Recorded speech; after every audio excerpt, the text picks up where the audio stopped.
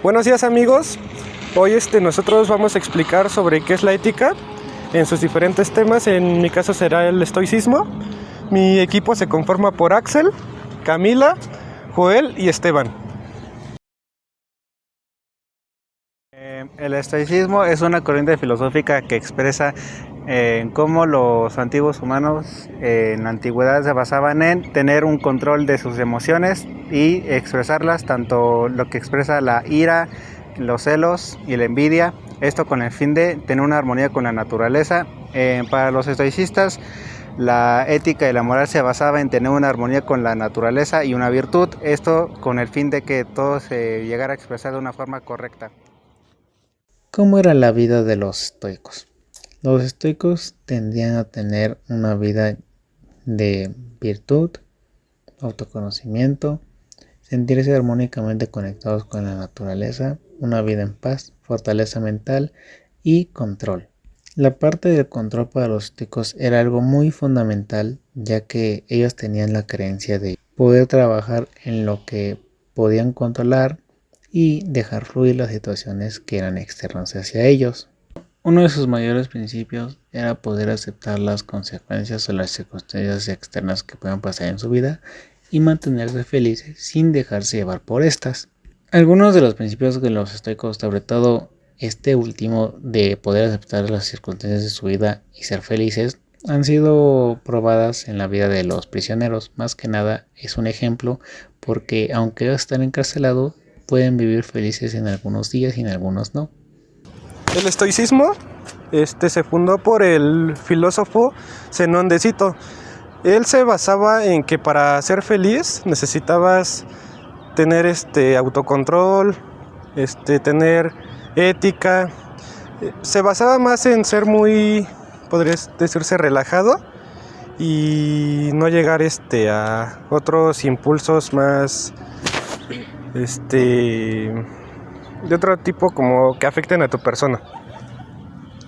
Las obras más importantes del estoicismo era una llamada Meditaciones de Marco Aurelio. Sus autores principales eran Marco de Sitio, Cetéceto y Ales de Asidio. Bueno, en nuestro caso nosotros les vamos a hablar del hedonismo. El hedonismo se basa en la búsqueda de la felicidad y la disminución del dolor. Toma a la ética como justamente la búsqueda del placer, deseo, felicidad y evitar los malestares y los dolores. La moral justamente es eso, se basa en la búsqueda de esas cosas que generan placer hacia una persona o felicidad. Y en el caso de la felicidad, lo que definen como tal es la búsqueda de cualquier cosa, cualquier placer que genere hacia esa misma persona todos esos movimientos, todos esos placeres en término de emocional o algún tipo de placer íntimo. El hedonismo es una corriente filosófica que sostiene que el placer es el principio más importante para determinar la normalidad de una acción y su moralidad. Se basa en la creencia de que la búsqueda del placer y la ausencia del dolor son los objetivos principales de la vida humana. El término hedonismo proviene del griego hedone, que significa placer. Existen diferentes formas del hedonismo, como el hedonismo psicológico, motivacional y el hedonismo normalizado o ético. Este tipo de personas, principalmente, su filosofía de vida se basa en la pura y mera felicidad. De cierta forma, el no meterse en problemas o el no causarse daño, dejar cualquier cosa atrás que no les provoque felicidad, sería la definición más concreta sobre este tipo de filosofía. El hedonismo sí, en su parte filosófica, trata de respetar sobre los muertos y completar su pensamiento sobre la felicidad. También lo que trata de hacer es reducir los miedos y así poder ayudar para encontrar la felicidad. Sí, las principales obras son el placer y la felicidad, la amistad y el amor. Y también tenemos el hedonismo estético, el cual trata sobre la belleza en las cosas que en sí vemos o nos hacen felices cotidianamente. También está el hedonismo utilismo en sí, en el cual trata sobre dos sentidos del placer, que es el lato y el estricto, en el cual el placer se trata de una manera individual. El hedonismo anaxiológico es la tesis que solo el placer tiene el valor de intrínseco. También se ha denominado un hedonismo evolutivo o hedonismo de valor, y a veces se incluye en el hedonismo ético. Una teoría estrechamente relacionada con el hedonismo axiológico es el hedonismo sobre el bienestar, que sostiene que el placer y el dolor son los únicos componentes del bienestar y por lo tanto las únicas cosas que son buenas para alguien.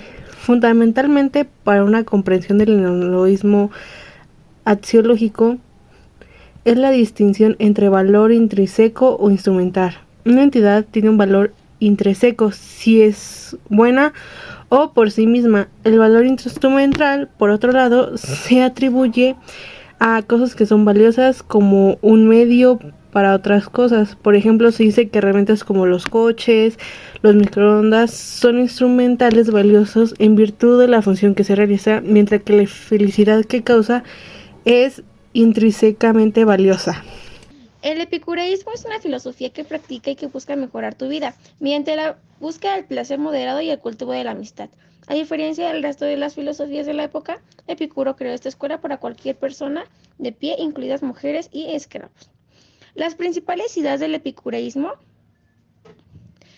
era que, teniendo en mente la practicidad por la que se le obligaba a Epicuro, en este apartado encontrarás las ideas prácticas en la filosofía. El epicureísmo fue concebido como un sistema que incluía física, epistemología y otras ramas del saber. El epicureísmo decía que se eliminaban las perturbaciones mentales, o sea, la muerte, los dioses y la política, para poder tener una vida placentera. El primer paso para eliminar los miedos es el conocimiento. Sabiendo cómo funcionaban las cosas, no tienes de qué preocuparte. Epicuro, con esta máxima y entendiendo que el ser humano en su época detectó 3 perturbaciones mentales que nos impiden alcanzar la ataraxia: el miedo a la muerte, el miedo a los dioses y el malestar generado por la política. Bueno, yo les voy a hablar de lo que es el epicureísmo. El epicureísmo es básicamente la filosofía que busca una vida mejor, buscando el placer, las comodidades, pero de una manera moderada. El satisfacer tu vida y también el reforzamiento de amistades. El epicureísmo fue una filosofía novedosa para ese tiempo, ya que Epicuro, que es su fundador, dio su escuela mediante... para cualquier persona que estuviera de pie, como mujeres, esclavos, niños, ancianos, lo cual fue una novedad, ya que estamos hablando que es una filosofía dada hace más de 2300 años, y en esa época, pues digamos que todavía las mujeres, los esclavos no tenían el derecho a nada, no tenían el derecho al conocimiento, al saber, pero Epicuro evadió todo eso, hizo su escuela, y también a él no le importaba la edad, ya que Epicuro decía que cualquier persona tenía el derecho o podía buscar su felicidad y reforzar amistades. El epicureísmo se dio mediante tiempos de caos, tiempos en donde había guerras, ya que se dio mediante cuando había guerras, había desastres dentro de las naciones, que fue durante la invasión del reino romano hacia Grecia, las guerras que se tenían frecuentemente. El Epicuro decía que nos hacía falta eliminar tres de los malestares, 3 de los miedos, de las problemáticas en ese momento de la humanidad, que era el miedo a la muerte, el miedo a los dioses y el miedo a la política. En ese tiempo Epicuro decía, o en ese tiempo se decía que si mientras no se hablaba de la muerte, no iba a suceder. Que como por ejemplo un niño que cree que tapándose los ojos nadie más lo va a ver, pues en ese tiempo era así, pero con la muerte, que mientras menos se hablara de ella, menos iba a suceder, menos iba a pasar, lo cual era una total mentira, ya que Epicuro decía que la muerte es básicamente solo la separación del alma y del cuerpo, que mientras nosotros existamos no existe la muerte. Y cuando existe la muerte, nosotros ya no existimos. Por lo tanto, ya con ese argumento, Epicuro simplemente dio final a ese miedo hacia la muerte. Hacia los dioses, pues en ese tiempo eran muy creyentes de los dioses, que eran bondadosos, que no se podían sobreexaltarse de ninguna manera, que no podían remeter contra la humanidad. Por lo tanto, Epicuro decía que si un dios no era bondadoso, que si se sobreexaltaba mucho, que si arremetía contra los demás, no era un dios. Por lo tanto, también con ese argumento se dio fin a ese miedo hacia los dioses.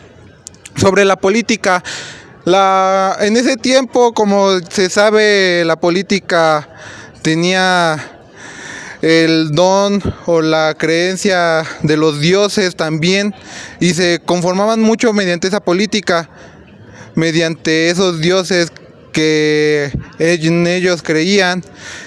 Y Epicuro también dijo que la política iba a ser cambiante, no iba a ser una sola, ya que mediante en donde estuviera el tiempo iba a hacer que la política cambiara.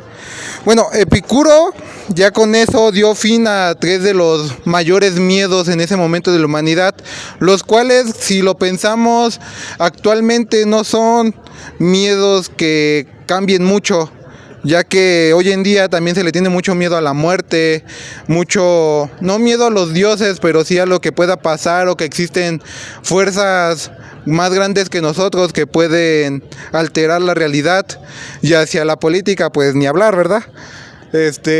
Epicuro, una de sus herramientas que nos da para buscar nuestra calidad de vida, nuestro mejor versión de nosotros, nuestra complacencia, nos da lo que es el cálculo hedonista, el cálculo hedonista, el cual dice que se va a buscar el complacerse quitando lo que nos hace sufrir, las tristezas, el dolor.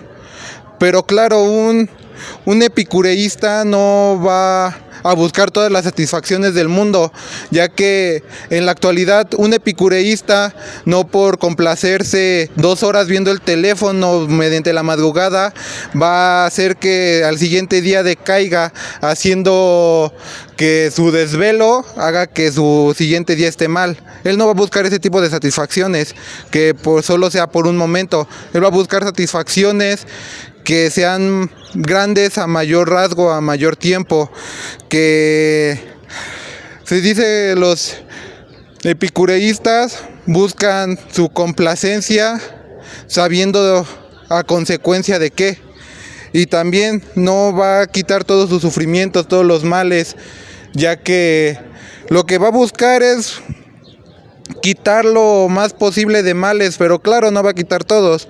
Por ejemplo, no se va a malgastar dándole consejos a alguien que no los va a entender, no se va a malgastar teniendo que hacer algo que él no quiere. Va a buscar del que no le duela, también base de lo que él sabe, a base de sus acciones y sus actos. Y eso es lo que prácticamente nos dice el epicureísmo a cortos rasgos, y sería todo.